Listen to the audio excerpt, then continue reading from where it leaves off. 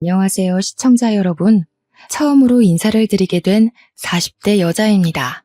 저는 삼형제 중 제일 맏아들인 남편과 결혼해서 지금은 오순도순 행복하게 화목한 가정을 이루며 살고 있습니다. 하지만 온 가족이 하나 되어 지내게 된 지는 오래되지 않았습니다. 서로 켜켜이 묵은 오해들이 있기도 했고 시기 질투하는 행동들이 있기도 했었어요. 물론 한평생을 남으로 살아온 사람들이 가족이라는 틀로 갑자기 묶이게 되니까 그런 모습이 나올 수밖에 없긴 하겠지만요. 현명하게 또 깔끔하게 모든 오해를 풀고 대처를 했던 저희 가족의 지난 이야기를 한번 풀어보려고 합니다. 그럼 지금부터 제 시집살이 아닌 시집살이 이야기를 한번 시작할게요. 끝까지 재미있게 들어주시면 감사하겠습니다. 앞에서 말씀드렸듯이 저는 삼형제 중 장남에게 시집을 가게 되었습니다. 아들만 줄줄이 셋인 집이고 딸이 귀한 집이라면서 시부모님이 저 결혼할 때 제발 손녀딸 한번 안아보는 게 소원이라고 하셨어요. 저는 소원이라고까지 오바해서 말씀하실 필요가 있나 싶었는데 동서들도 줄줄이 아들만 낳았더라고요. 어쩐지 저 결혼할 때 손 꼭 잡고 딸 이야기만 하신다 싶었죠. 우리 남편이 저랑 유학 시절에 만나서 공부를 마치고 결혼을 하게 된 케이스라 삼형제 중에서는 가장 늦게 결혼을 하게 되었습니다. 다행히 시부모님께서 순서에 상관없이 짝만 맞으면 빨리 결혼해라 주의였기에 장남이 장가를 못 갔음에도 둘째 서방님, 셋째 서방님 모두 일찍 결혼을 하셨어요. 동서들은 그러니까 시부모님과 저와 훨씬 오래된 사이고 사이도 좋았습니다. 저희 시모가 항상 며느리들이 최우선이다 하시면서 배려도 많이 해주시고 챙기기도 많이 해주셨거든요. 저희 남편의 공부가 끝나질 않아서 저희는 결혼식만 후다닥 한국에서 치르고 다시 해외에 돌아가서 남편의 공부를 끝마칠 때까지 있었어요. 명절이라고 한국에 들어갔다 나왔다 할 형편도 그때는 되지 못해서 시댁 식구들이랑 친하게 지낼 수 있는 시간이 확실히 부족하긴 했습니다. 그래도 요즘은 휴대폰이 워낙 좋으니까 가족 단톡방이라는 게 존재하는 덕분에 그럭저럭 한국살의 이야기도 들을 수 있었고 시댁 행사도 들을 수 있었어요. 시부모님은 건물을 두 채 가지고 계신 분들이셨는데 한 개는 상가 건물이셨고 한 개는 주택이라서 상가 건물에서 수익이 좀 나는 정도였습니다. 그런 이야기들을 단톡방으로 듣고 있으니 저도 빨리 한국에 가서 얼굴 마주하고 이야기를 나누고 싶었어요. 워낙 단톡방에서도 동서들도 시부모님과 허물없이 이야기를 하다 보니까 좀 부럽더라고요. 둘째 동서는 의젓하게 의견들을 조합해서 어디 여행이라도 갈라치면 계획을 짜는 사람이었고 막내 동서는 애교가 많은 타입이었습니다. 저는 워낙 조용조용한 성격이라 확실한 캐릭터를 가지고 있는 동서들이 부러웠죠. 남편과 제가 만나게 된 이야기를 잠깐 하자면 우리 남편은 대학원을 진학한 인재였고 당연한 수순으로 유학길을 밟은 엘리트였습니다. 저는 대학을 졸업하고 취업도 되지 않고 삭막한 대한민국에서 벗어나 자유를 찾아보고자 워킹 홀리데이를 신청해서 외국으로 왔고요. 워킹 홀리데이로 왔으니 고삐 풀린 망아지처럼 놀다가도 낮에는 레스토랑에서 아르바이트를 하며 돈을 모았어요. 그때 남편은 제가 일하던 레스토랑에서 늘 점심을 먹었습니다. 그 동네가 한국 사람들이 잘 없기도 하고 남편은 매번 같은 메뉴만 먹던 사람이라 좀 궁금해졌어요. 생긴 것도 꽤 멀끔하고 늘 신문이나 영어가 잔뜩 쓰여있는 책을 읽던 남편에게 조심스럽게 이야기를 걸었고 어느 날부터는 점심을 저와 함께 먹게 되었습니다. 자상한 면모가 넘치던 남편에게 제가 홀딱 반해버렸고 저희는 결혼을 꿈꾸게 되었죠. 남편의 동생들, 그러니까 서방님들은 일찌감치 회사에 다니고 있었고 다복한 가정을 꾸리라는 시부모님의 염원대로 결혼도 일찍 했더라고요. 당시 갓난아기이던 조카들을 보여주는데 어찌나 귀엽던지 저도 남편의 아이를 낳으면 이런 모습의 아이가 태어날까 꿈도 꾸게 되었습니다. 아무튼 이미 동서가 둘이나 생긴 마당에 잘 지내봐야겠다고 생각하면서도 시차 때문에 자주 연락을 할 순 없었어요. 저희가 잠깐 한국에 2주일 정도 나가서 결혼식만 딱 올릴 때 그때 만나 밥 한 번 먹고 인사하고 한 게 가족 만남의 끝이었습니다. 저희 부부는 아예 해외에서 둥지를 틀려고 마음을 먹었어요. 한국에 1년에 한두 번 나가면 되지 않을까 싶었고 남편과 제가 이미 해외 생활을 꽤 했기 때문에 나쁘지 않은 결정이라고 생각했습니다. 남편은 학생 신분으로 있었지만 비자 처리가 오히려 좋았고 저는 남편의 배우자로 비자를 얻게 되었거든요. 이대로 취직하면 영주권 받는 것도 어렵지 않다고 해서 저희는 외국 기업의 연구실을 알아보았어요. 그런데 그때 한국에 있는 유명한 제약회사에서 남편에게 개인 연구실을 주겠다는 제안이 온 겁니다. 제품 개발에 참여하면서 개인 연구실을 주고 연봉도 꽤 좋은 조건으로 맞춰주겠다고 했어요. 그때 저희는 조금 고민이 되더라고요.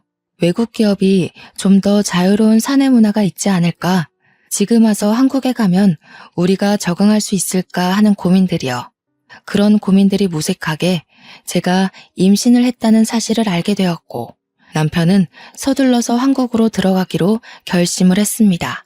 하지만 학교에서 하던 연구까지는 마치고 돌아가야 한다는 조건이 있었기 때문에 만삭 때쯤에나 한국으로 들어갈 수 있게 되었어요. 6개월이 넘는 시간 동안 남편은 일을 빨리 마치기 위해 열심히 밤샘 연구를 하게 되었고 저는 태교에 집중했습니다. 한국에 있는 조리원이 좋다고 하던데 엄마한테 예약을 해달라고 연락도 하고요. 몇 년 만에 한국에 가는 건지 설레는 마음으로 디데이를 세기도 했습니다. 하지만 모든 게 계획대로 착착 움직여지지는 않죠. 임신 8개월쯤 드디어 귀국 일주일 남겨두고 뱃속의 아이가 뭔가 잘못된 건지 배가 너무나도 아파오기 시작했습니다. 서둘러 응급실로 향했고 조산으로 아이를 낳게 되었습니다. 한국말로는 팔싹동이라고 하죠. 아이가 조금 작게 태어난 탓에 인큐베이터 안에서 몇 개월을 더 지내야만 했어요. 당연히 귀국은 미뤄지게 되었고 출생신고도 외국에서 하게 되었습니다. 몸조리를 하고 아이가 장시간 비행을 할 수 있는 체력이 올 때까지 기다리느라 6개월을 더 외국에서 보내야 했어요. 당연히 부모님도 시부모님도 너무나도 안타까워하시면서 아이와 산모가 건강하게 비행할 수 있을 때까지 기다려 주셨습니다. 가족들이 그렇게 저희 편에서 이야기를 해주실 때마다 오히려 죄송스럽더라고요. 몇 년 만에 돌아가는 건데 얼마나 기다리셨을까 싶어서요. 그리고 남편을 스카우트한 회사도 걱정이 되었죠. 당장 6개월이라는 시간이 밀리게 되었으니까요. 하지만 남편의 회사에서도 미뤄진 우리의 귀국을 기다려 주시기로 했습니다. 지역 특성상 아이의 출생 신고를 더는 미룰 수 없어 외국 국적을 가지게 된 게 조금 까다롭긴 했지만 한국으로 간다는 사실이 너무 설레어서 다 괜찮았어요. 거기다가 저희 아이의 성별이 딸이었거든요. 딸 타령을 하시던 시댁에서는 완전 경사났다고 너무나도 좋아하셨어요. 물론 저희 집에서는 그래도 장남인데 아들을 낳아서 대를 이어야 하는 거 아니냐고 좀 서운해하셨지만 저희 집 대를 잇는 것도 아닌데 왜 그러냐 하고 말았죠. 알고 보니 시부모님이 딸을 원하셨던 걸 모르셔서 제가 미움받을까봐 그런 생각을 하신 거라고 하더라고요. 동선의 아이들이 전부 다 아들이었기 때문에 이 집안의 유일한 딸이 제 아이였습니다. 시부모님이 저희 귀국하는 날 플랜카드까지 만들어 오셔서 저희를 반겨주었어요. 드디어 딸이 태어났다면서 더 미룰 것도 없다고 저희에게 그 상가 건물을 증여해 주신 거예요. 저는 너무나도 깜짝 놀랐습니다. 부모님의 유일한 수입원인 건물을 저희에게 주시겠다고 하니까 제가 남편을 말렸어요. 그거 없으면 시부모님은 뭐 먹고 사시냐 하니까 그동안 모아두신 연금도 있고 노후 자금이 충분하다고 하면서 걱정하지 말래요. 가지고 계신 주택에도 세입자가 있어서 월세 받으신다고 괜찮대요. 그래서 저는 남편에게 그래도 동생들이 서운하지 않겠냐고 좀 나눠야 하는 거 아니냐고 했어요. 남편도 그 부분이 내심 마음에 걸렸던 것 같더라고요. 어릴 때 그 건물을 처음 시부모님이 사셨을 때 남편에게 주겠다고 이미 신신당부를 하셨었대요. 그래서 건물 이름도 남편 이름을 따와서 지었다고 했는데 그거는 시부모님의 사정이지 자식들의 사정은 아니니까요. 시동생들은 남편에게 걱정하지 말라고 그 건물은 원래 형 것이었고 자기들도 부모님께서 일궈낸 재산 중 일부를 아이 낳았을 때 받았다고 했대요. 남편은 동생들에게 지분을 나눠 갖자고 끝까지 우겼지만 동생들이 서로 양보하고 받지 않겠다고 했답니다. 원래부터 건물은 형 준다고 했었고 그동안 세금 문제도 형이 해결하지 않았냐고 이것까지 받으면 본인들이 양심 없는 거라 했대요. 저와의 결혼 전 사정은 제가 자세하게 몰라서 더 설명하긴 어렵지만 형제들끼리 끈끈한 무언가가 있는 듯 했습니다. 저희는 하루아침에 한국에 들어와서 엄청나게 좋아진 살림살이를 꾸릴 수 있었어요. 억대 연봉의 연구원인 남편 손에 상가 건물까지 들어왔으니까요. 시부모님은 웃으면서 저에게 다 딸을 낳아서 이런 복이 있는 거라고 하시며 제 딸을 하루 종일 물고 빨고 하셨습니다. 물론 저희도 나름 고충이 있긴 했죠. 한국 세금이 또 어마어마하잖아요. 증여세가 부담되긴 했지만 남편이 해외 연구실에서 모은 돈과 연봉도 좋으니 대출을 좀 받아서 처리했습니다. 어여쁜 딸도 있고 든든한 남편도 있고 보고 싶었던 부모님도 있고 새로 생긴 시댁 식구들까지 있으니 한국이 너무 좋았습니다. 파트타임 아르바이트를 하지 않아도 되고 생활비를 펑펑 써도 넉넉하게 살 수 있었으니까요. 물론 월세의 일부는 시부모님께 용돈으로 드리기도 했지만 그래도 통장에 쌓이는 돈은 무시할 수 없었어요. 상가 건물이 강남에 있었던 것도 아니고 중랑구에 있었는데도 주변 인프라가 좋아서 그런지 비어있는 공실이 없었습니다. 그 덕에 꼬박꼬박 쌓이는 월세가 저의 기분을 배로 더 좋게 만들었어요. 한국에 들어와서 처음으로 맞이하는 시댁 식구들끼리의 식사 자리가 마련되었어요. 시댁에서 밥을 먹자 하셔서 시댁으로 갔는데 둘째 동서가 저를 엄청 환한 얼굴로 맞이해 주더라고요. 시부모님의 인성이 좋아서 그런 건지 다른 가족들도 전부 인성이 좋구나 하는 마음으로 저도 활짝 열고 다가갔습니다. 물론 셋째 동서가 예쁨을 많이 받아서 철이 덜 든 건지 저를 좀 불편해한 듯해 보였지만 낯가림이 심한 성격인 것으로도 보였습니다. 저한테만 은근 뜨뜨미지근하게 구는 것이 아직 덜 친해져서 그런가 보다 하는 생각이 들었거든요. 저한테 둘째 동서가 다가오더니 저희 시댁 가풍을 좀 알려드릴게요 하면서 이것저것 말을 해주더라고요. 제사는 설이랑 추석에만 간단하게 드리고 김장은 다 같이 한다고 시부모님 생신 때는 가족들끼리 여행을 간다고 했어요. 제가 고마운 마음에 이렇게 친절하게 말해줘서 고맙다고 했더니 셋째 동서가 저를 쓱 보고는 근데 그런 건 미리미리 알아두셨어야죠 하는 게 아니겠어요? 동서들이 저랑 1살, 2살 이렇게 차이가 나거든요. 나이 차이가 별로 안 나니까 일부러 나한테 뻗대는 건가 하는 생각도 조금 들었습니다. 그러더니 둘째 동서가 저한테 그동안 큰형님 자리가 공석이었어서 자기가 고생을 했다는 게 아니겠어요? 그러면서 셋째 동서가 자기가 고생했던 게 마음 쓰여서 일부러 형님한테 저러는 것 같다고 신경 쓰지 말라고 했습니다. 제가 잘 타이를게요 하더니 둘이서만 속닥속닥 하는 거예요. 뭐 그런가 보다 하고 신경 쓰지 않으려고 했는데 그래도 가족이고 앞으로 평생 봐야 할 사이니까 그냥 무시하기도 꺼림칙하더라고요. 제가 공석이었다고 힘들었다고 하는 말이 이제 와서 큰형님 자리 얻었다고 뻗대지 말라는 소리로 들렸으니까요. 제 성격이 베베 꼬인 건 아니었는데 그렇게 들렸어요.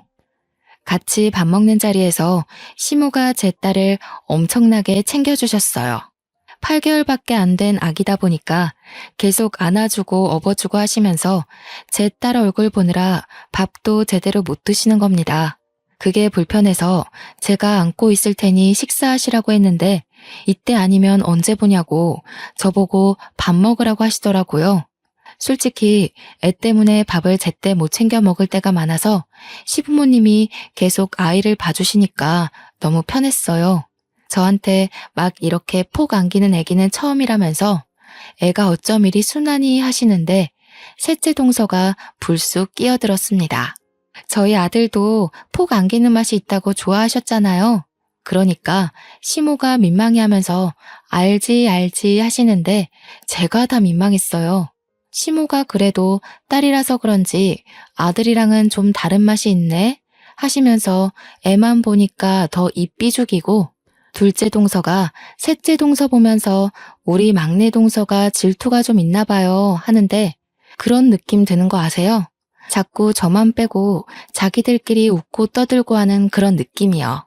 둘째 동서가 제 편을 드는 척하면서 막내 동서만 챙기는 딱 그런 느낌이 들었습니다.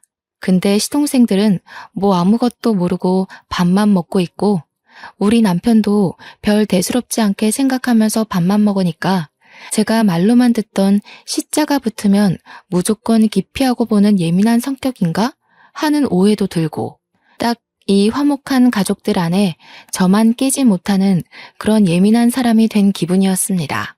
그렇게 밥을 먹고 다 정리하고 과일을 먹으면서 이런저런 유학생활 이야기를 하고 있는데 동서들 아들들이 전부 4살이거든요.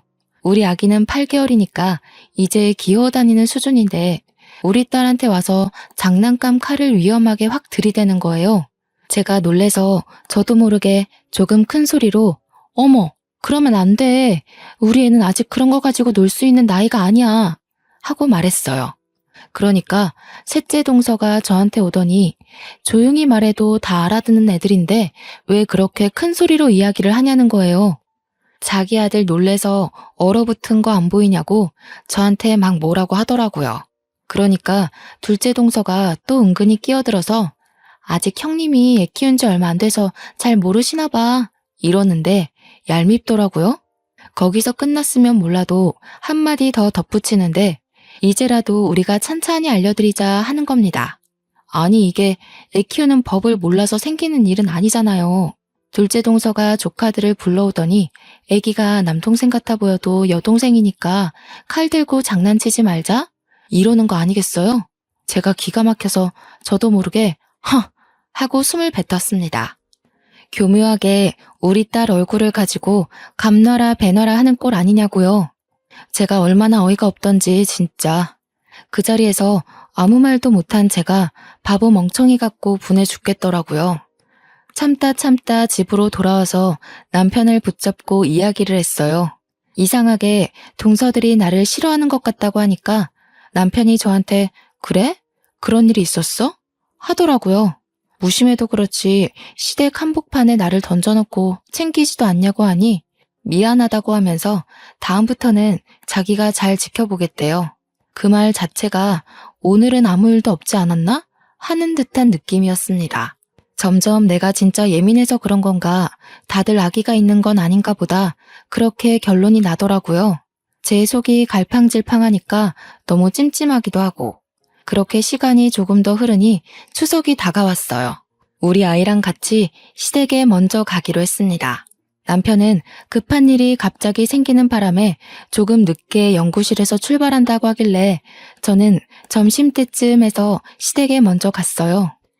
제사를 간단하게 지낸다고는 했지만 그래도 음식을 하는데 제가 손 놓고 보고만 있을 순 없으니까요. 그런데 시댁에 아무리 배를 눌러봐도 아무 기척도 없고 문도 열어주지 않는 겁니다. 시모에게 전화를 해봐도 무응답이고 동서들도 제 전화를 받지 않았어요. 연구실에 있는 남편에게 전화해봐야 조금만 기다려봐, 장 보러 가셨나? 하는 말만 돌아오고요. 그렇게 1시간을 넘게 기다리니 시모에게 전화가 오더라고요. 저 문 앞에서 기다리다가 아무 기척도 없어서 근처 카페에 왔어요. 하고 말씀을 드리니까 시모가 화들짝 놀라시는 거예요. 오늘 늦게 온다고 하지 않았니? 잠깐만 기다리렴 하시더니 동서들이랑 우르르 집으로 오시는데 목욕 바구니를 들고 계셨어요. 셋째 동서가 저한테 아니, 왜 벌써 오셨어요? 늦게 오시는 줄 알았는데. 이러더라고요. 집에서 애 키우시면서 늦는다고 통보하셨길래 친정 갔다 오시는 줄 알았다고 은근히 비꼬면서 이야기하는 겁니다. 제가 분명 둘째 동서가 몇 시쯤 오냐고 미리 전화가 왔었기에 점심때쯤이면 갈 수 있을 것 같다고 했거든요. 아이 11시쯤 낮잠 한숨 재우고 갈 거라고요. 저도 참기 힘들어서 둘째 동서한테 내가 점심때쯤 간다고 했잖아 동서 이러니까 자기네들은 오전에 이미 모였대요.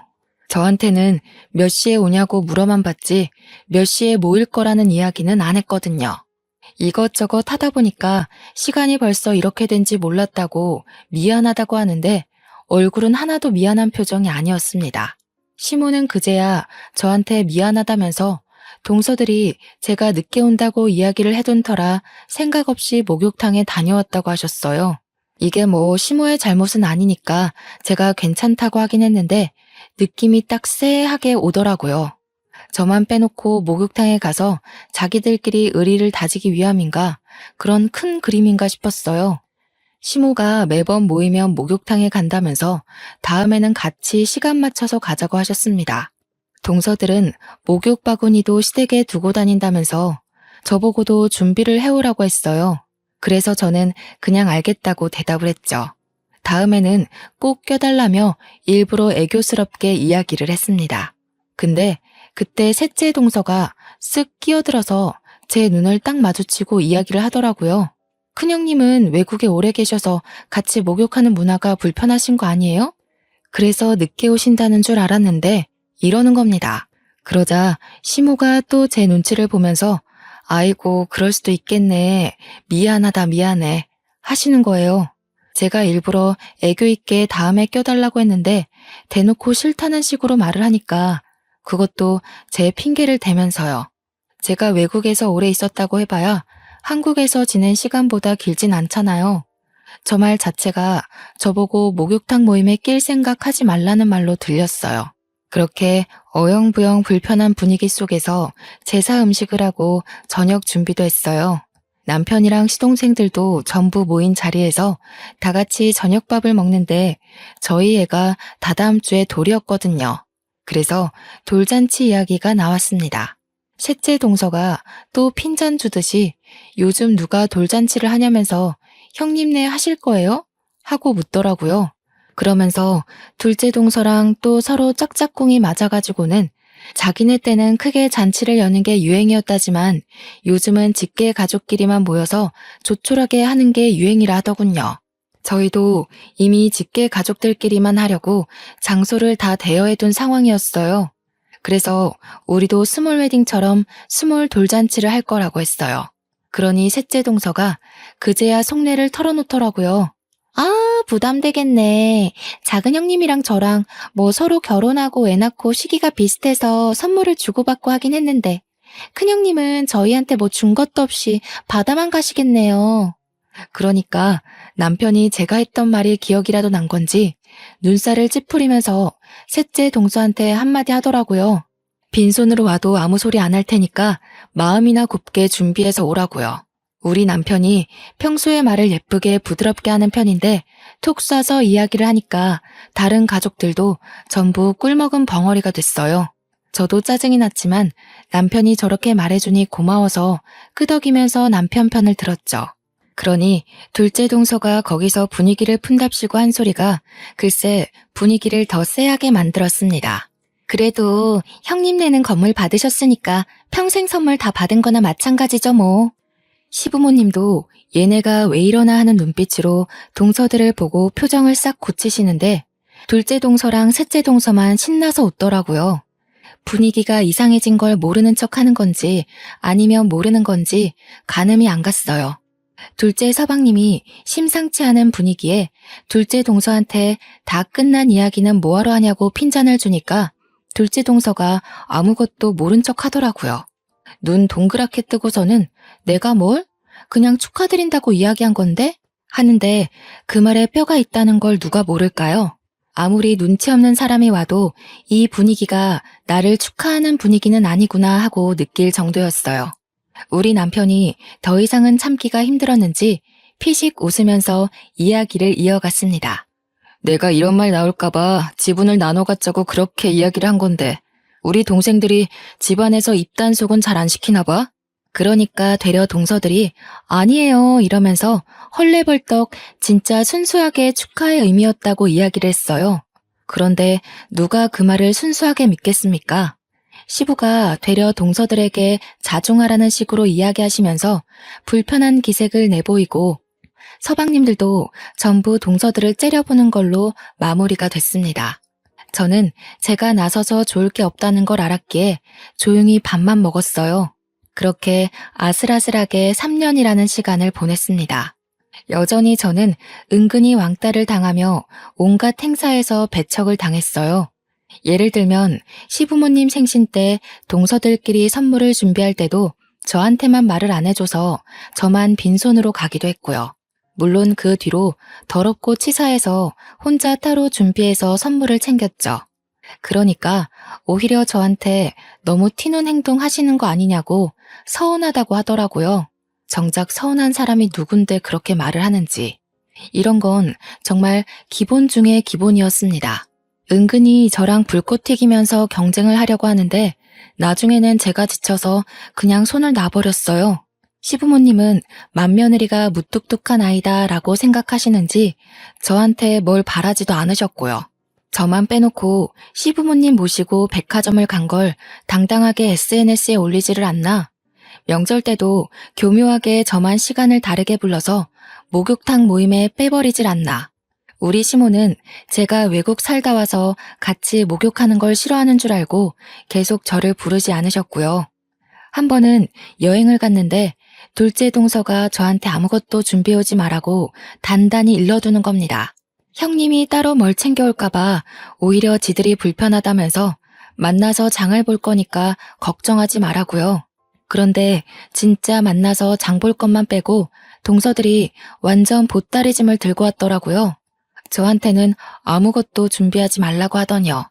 블루투스 스피커부터 시작해서 각종 게임에 술에 반찬에 집안 살림을 다 쓸어왔나 싶을 정도로 챙긴 거예요.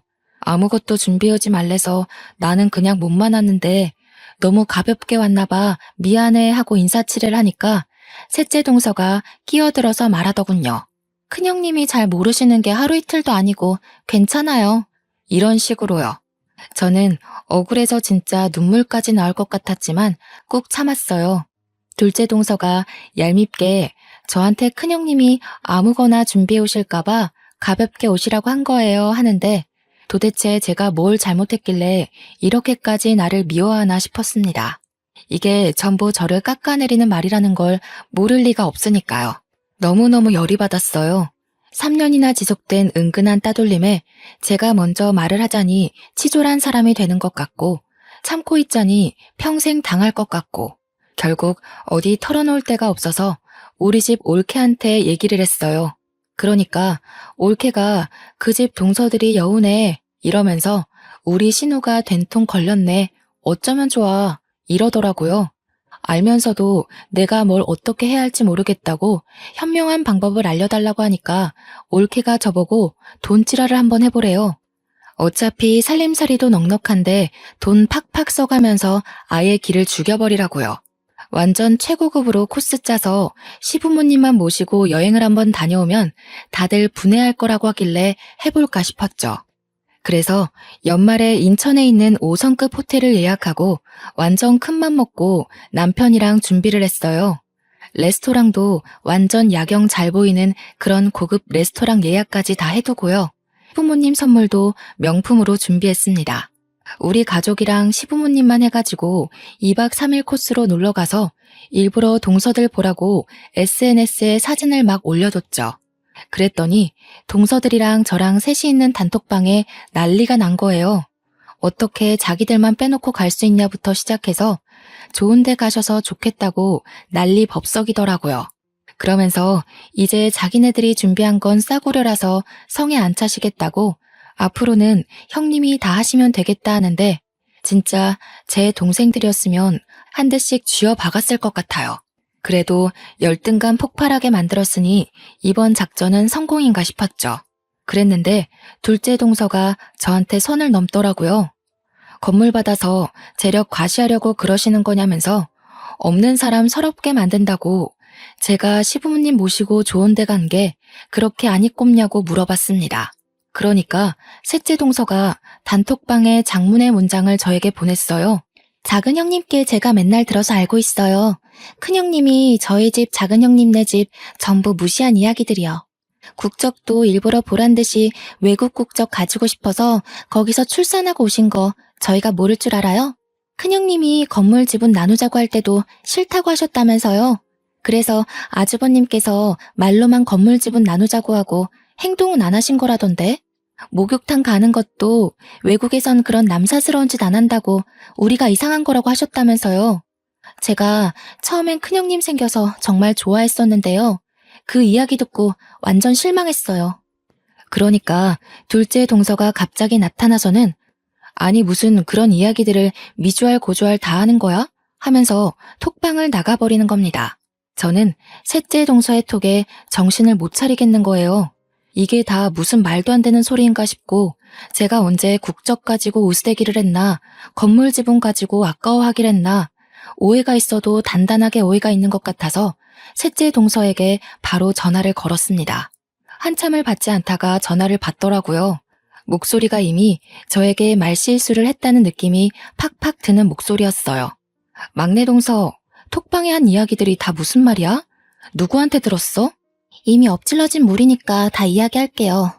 전부 다 사실 맞잖아요. 제가 작은 형님께 다 들었어요. 그동안 작은 형님한테 되바라졌다고 그러셨다면서요.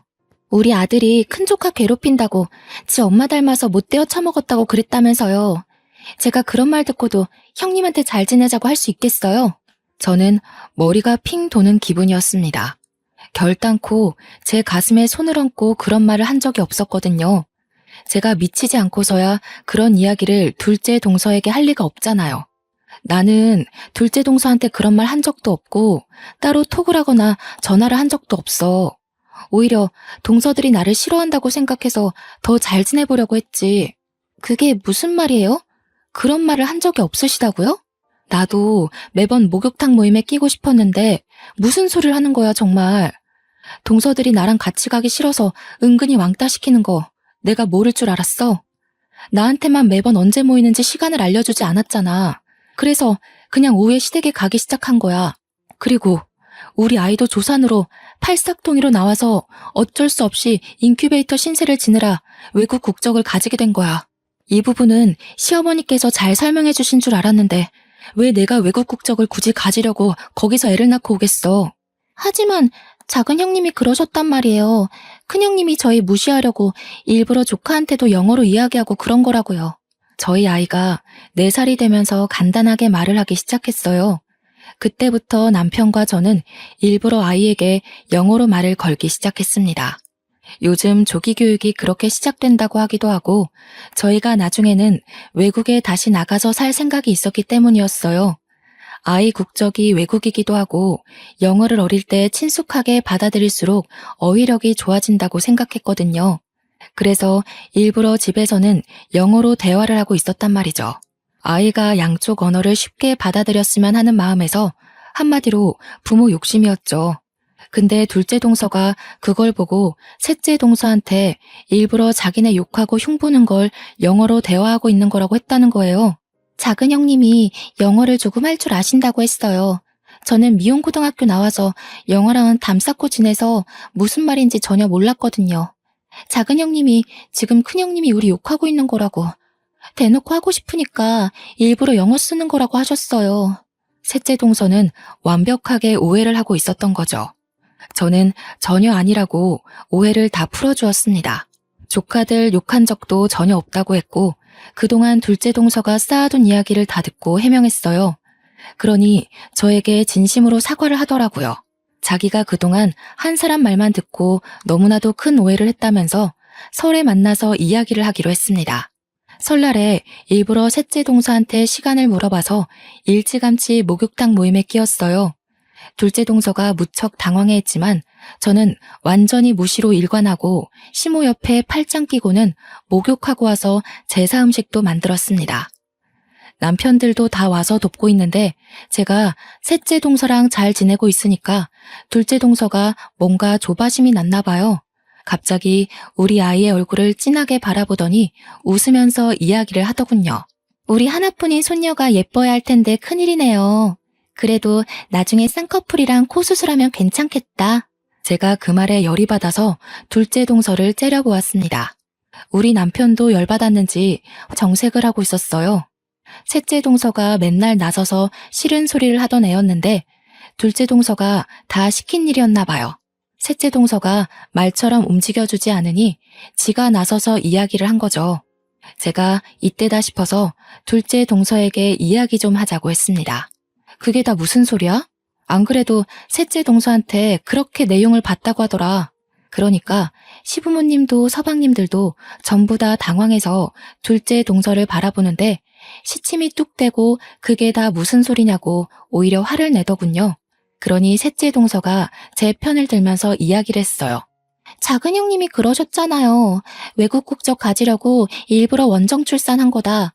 우리 못 산다고 무시한다. 우리가 무식한 거 알고 일부러 영어로 대화하는 거라고요. 그게 다 오해인 줄도 모르고 제가 형님을 괜히 싫어했던 거 있죠? 그러니 시모가 놀래서 둘째 동서한테 너 그게 진짜니? 이러면서 완전 화를 내시는데 둘째 동서가 울음이 터졌더라고요. 둘째 서방님도 그러고 가족들이 전부 둘째 동서만 쳐다보고 그게 진짜냐고 화를 내니까요. 시부도 나중에는 꼴도 보기 싫다고 너 나가라고 하는데 결국 둘째 동서 없는 설날을 보내게 됐습니다. 근데 그렇게 또 쫓겨나는 꼴을 보고 있자니 제 마음이 불편하더라고요. 둘이 따로 이야기를 했어야 했나, 내가 너무 가족들 다 있는 데서 이야기했나 싶어서요. 설 연휴가 지나서 주말에 남편이랑 무겁게 있는데 둘째 동서와 둘째 서방님이 집으로 찾아왔더라고요. 남편이 할 이야기 없다고 하는데 제가 일단 들어와 보라고 했어요. 그러니 그 사이에 살이 쪽 빠져서 퀭한 동서가 무릎부터 꿇고 잘못했다고 비는 거예요. 형님, 제가 괜한 질투심에 형님께 해서는 안 되는 짓을 했어요. 저희 집만 유일하게 맞벌이로 아등바등 사는 것도 자격지심이 생기고 형님 내가 건물 받은 게 너무 질투가 났어요. 여유롭게 사는 거 보고 너무너무 부러워서 그랬어요. 죄송해요. 눈물을 뚝뚝 흘리면서 이야기를 하는데 남편은 계속 팔짱 끼고 한숨이고 둘째 서방님도 죄 지은 사람처럼 고개 숙이고 있고 저도 어찌해야 할지 모르겠더라고요. 이대로 용서를 해주자니 4년 동안 은근히 왕따 당한 것도 서러웠고요. 그렇다고 그대로 복수를 해주자니 맏며느리로서 그래서는 안 될 것 같다는 생각이 들었습니다. 제가 아무 말도 하지 않자 둘째 동서가 계속 울면서 이야기를 이어갔습니다. 저도 집에서 애만 키우고 싶은데 그럴 형편이 못 되고 친정도 어렵게 살고 있어서 나갈 돈이 많았어요. 제 꿈이 작게 카페를 차려서 여유롭게 사는 건데 건물이 냉큼 형님네로 갔다고 하니까 제가 돌았나 봐요. 제가 정말 잘못했어요. 용서해 주세요. 남편은 저한테 어떻게 했으면 좋겠냐는 얼굴로 바라보고 솔직히 시부모님 앞에서 괜한 이야기를 꺼낸 저도 좀 불편했거든요. 시부가 그렇게 매몰차게 둘째 동서를 쫓아낼 거라곤 생각도 못했고요. 그래서 동서한테 솔직하게 이야기를 했어요. 지금 당장 카페를 차린다고 먹고 살 수 있겠어? 나중이라도 여유가 생기면 그때 우리 건물 1층에 가게 내줄게. 그때까지만 고생하고 앞으로는 우리 서로 얼굴 붉히지 말고 살자. 나도 너무 서운하고 괘씸해서 용서해주고 싶지 않지만 가족 간의 화합이 중요하다고 생각하시는 시부모님 생각해서 내가 딱 한 번만 눈 감고 넘어가주는 거야. 알겠어? 그러니 둘째 서방님도 저한테 고맙다면서 죄송하다고 계속 사죄를 했어요. 자기 와이프가 그러고 다닌 줄 몰랐다고 앞으로는 안팎으로 잘 살피겠다고 했어요. 뭐 이렇게까지 하는데 남편 체면도 있고 해서 용서하기로 했습니다. 그 뒤로는 둘째 동서가 명절이고 행사고 제 눈치부터 살피고 시댁에서도 제 눈치 살피느라 바쁘더라고요. 셋째 동서는 제 옆에 찰싹 달라붙었는데 요 지집에도 솔직히 박쥐 같은 면모가 없는 건 아니라서 은근히 꼽주면서 지내는 중입니다. 그럼에도 불구하고 가족이라는 끈끈한 터울 안에서 여전히 명절이면 시모와 저와 동서들은 목욕탕 모임을 즐기고 있어요. 캐캐 묵은 때를 벗겨내며 올해는 더 돈독하게 지내자고 서로를 다독여주며 그렇게 살고 있습니다. 한때는 서로 은근히 미워하고 시기하고 질투했다면 지금은 조금 달라진 모습으로 서로를 대하고 있어요. 폭파되었던 단톡방도 다시 활성화되었고 서로 자식들의 교육을 공유하면서 지내고 있습니다. 물론 저도 시댁에서 영어를 쓰지 않기로 약속했고요. 오해가 늘어나면 안 되잖아요. 동서들은 저에게 더 의지하게 되었고 저도 동서들에게 의지하게 되었습니다. 가끔 서로가 오해가 생길 법한 일이 있어도 결국에는 잘 풀어나가는 그런 사이요. 당시에는 이런 관계로 발전될 거라 생각도 못했는데 너무 잘 됐죠? 저도 용서하고 화합하고 나서 든든한 아군이 생긴 것 같아서 너무나도 행복하고 좋습니다. 우리 시부모님도 그런 저희들을 응원해주고 계십니다. 여러분도 캐캐 묵은 때를 벗겨내고 새로운 마음가짐을 가져보시는 건 어떨까요? 앞으로는 미움보다 이해를 하며 살기로 했습니다. 저희 가족의 미래를 앞으로도 응원해주세요.